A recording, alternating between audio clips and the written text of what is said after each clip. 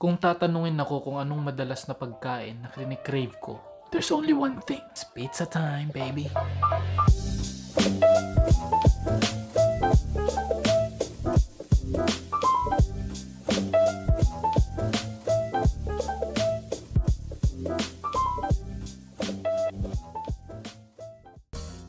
So for this video guys, gagawa tayo ngayon ng homemade pizza from the scratch para alam natin lahat ng basics na kailangan natin gawin. Sanitize first your work area. Sa paggawa natin ng dough, 3 ingredients lang kailangan natin. Flour, salt, and yeast. Maybe konting sugar din para pang feed lang natin dun sa yeast natin. And lagi ko kayong i-remind na get your own scale para mas mapadali yung pagluluto nyo. Especially dito sa paggawa natin ng bread, kailangan accurate talaga. Unang ingredient na kailangan nating i-measure is yung flour kasi ito yung magiging basis natin ng amount ng other ingredient. The best flour na pwede nyong gamitin is yung Tipo 00 or yung Italian flour kasi yun talaga yung pang pizza. Pero okay lang na gumamit kayo ng all-purpose flour kung yun lang naman yung available sa inyo. Pero dyan sa Philippines, I think the best is yung first class na flour. Next na ilalagay natin is yung salt which is 2%. So for me, it's about 3.6 grams. Multiply nyo lang yung weight ng flour sa 2%. So slightly lang nating imimix yung salt at flour, tas lalapag na lang muna natin sa gilid. Next naman natin kukunin is yung amount ng water, which is 70% ng flour content natin. For me, it's about 126 grams or ml. So ang gagamitin kong tubig dito is warm water kasi gusto kong ma-activate ng mabuti yung yeast natin, especially malamig dito sa lugar ko. Pero kung masyadong mainit dyan sa lugar nyo, straight cold water would do. Then put your yeast. For me, it's about 1.8 grams, so 1% ng flour yun. Tapos magdadagdag lang ako ng pinch ng sugar para ma-feed yung yeast natin.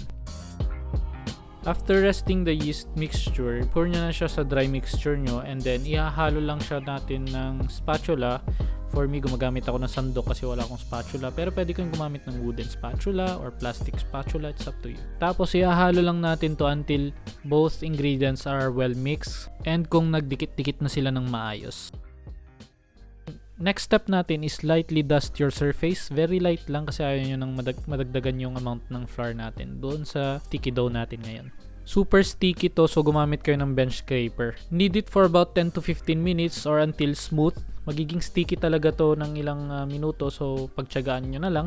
And then kung tapos nyo nang i-knead, i-brush nyo ng olive oil or vegetable oil or canola oil, depends kung anong available sa inyo, yung bowl. Tapos ilalagay nyo dito yung dough and then lalagyan nyo rin ng oil yung top ng dough natin para hindi siya mag-dry out once na prino-proof na natin siya. Just remember na yung dough nyo is magiging very sticky, especially pag na-proof, so i-oil nyo siya ng maayos and cover it with clean wrap or damp towel pwede. So ipuproof ko siya sa oven for about 40 degrees Celsius or summertime na temperature, pero kung mainit sa lugar nyo, pwede nyo na lang iwan sa lamesa, okay lang.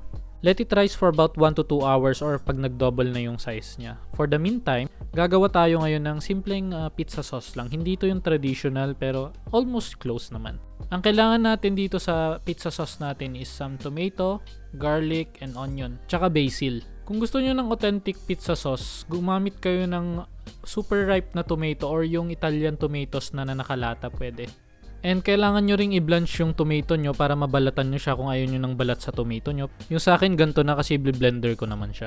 Ayan, nakachop na tayo ng garlic natin. Next naman is yung onion natin. Make sure na gumamit lang kayo ng konting onion kasi sa akin dito nasobrahan ko. Pero okay lang yan. So, lagay kayo ng oil sa pan nyo and then throw in your garlic and then saute it for about 1 to 3 minutes in medium-low heat. Tapos, ilagay nyo na yung onion and tomato nyo at the same time and then let it cook for about 5 to 10 minutes or until everything is mushy. Tapos, kailangan natin magdagdag dito ng about 1 to 2 teaspoon ng brown sugar or white sugar, it's up to you, and about 2 pinches of salt and a pinch of pepper. Next thing na gagawin nyo is magdadagdag tayo dito ng preferably fresh basil kasi yun yung best talaga. About 10 leaves, pwede na yun sa amount na to. Pero itong dried basil lang meron sa akin, so ito yung gagamitin ko. Pwede kayong magdagdag ng kahit anong aromatics na pwede nyo idagdag like oregano, thyme, marjoram. It's up to you guys. Paglaruan nyo yung pizza sauce nyo kasi sa inyo naman yan. About 5 to 10 minutes of cooking, ito na yung texture ng niluluto natin, which is medyo kulang pa yung pagkaluto. Siluluto pa natin siya ng additional 5 to 10 minutes ulit or until magiging ganito na yung itsura niya. And kung sa tingin nyo luto na yung sauce nyo, pwede nyo na siya i-mash using your fork or kung meron kayong potato masher. Or pwede kayo gumamit ng immersion blender, or food processor as long as kung ano ang available sa household nyo. And dahil gusto ko yung sauce ko na medyo smooth, ilalagay ko na siya sa blender and i-blend ko siya for like about 1 to 2 minutes. Or until makuha ko yung desired texture ng pizza sauce ko. Pero pwede nyo naman siyang hindi i-blend kung gusto nyo. Okay lang din naman. And kung gusto nyo na mas magandang texture, pwede kayong gumamit ng food meal. Kung gusto nyo talaga yung silky smooth. And make sure to taste your sauce kung qualified na ba siya sa standard mo. And let it cool down, tapos i-ref nyo na lang muna kung hindi nyo pa siya kailangan kasi hindi pa naman natin kailangan. So may longganisa akong ginawa, upload ko na lang sa next. So ayan, luto na lang muna natin kasi kailangan natin siya sa pizza. After 2 hours and 30 minutes of proofing, ito na yung pizza dough natin. So ilabas na natin siya from the oven. And yan, kung nakikita nyo, nag-double na siya sa size. Tapos, i-preheat nyo na yung oven nyo ng 260 degrees Celsius. Then, dust your surface with flour para hindi dumikit yung dough natin kasi sigurado sticky to kasi medyo nasobrahan ko rin yung proofing dito kaya higing super soft and sticky tong dough ko. So, isi-shape na lang ulit natin siya into a ball and then we're gonna set it aside for about 5 to 10 minutes dito lang sa table natin, room temperature. Tapos, takpan nyo lang ng plastic wrap.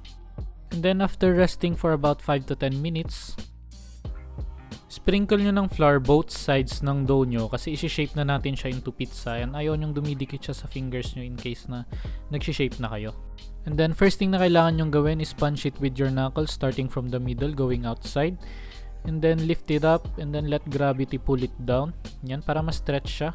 Hindi nyo na kailangan ng rolling pin dito kasi malambot at elastic na yung dough natin. Ito yung epekto ng tamang pagninid at tamang proofing time. Kung hindi nag-i-stretch yung dough nyo, let it rest sa table muna for a couple of minutes and then go back shaping your pizza na ulit.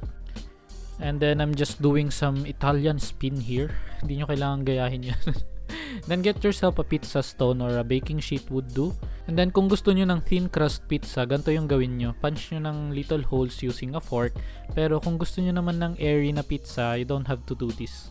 But for me, gusto ko yung thin crust pizza, so gagawin natin to. Ayan. Kunin nyo na yung pizza sauce nyo and then i-apply nyo na siya sa surface ng pizza dough nyo. Makita nyo, ito na yung resulta nung fresh na tomato natin. Medyo pale yung kulay. Pero masarap siya guys. To be honest. It's all about the taste, hindi yung kulay guys. Don't worry. Next naman na ilalagay ko is yung mozzarella cheese na ginawa ko from my previous video. Kung hindi nyo pa napanood, ilalagay ko sa description yung link para go make your own mozzarella guys. Or pwede kayong gumamit ng any cheese you want. Kung ano man yung available, gamitin nyo.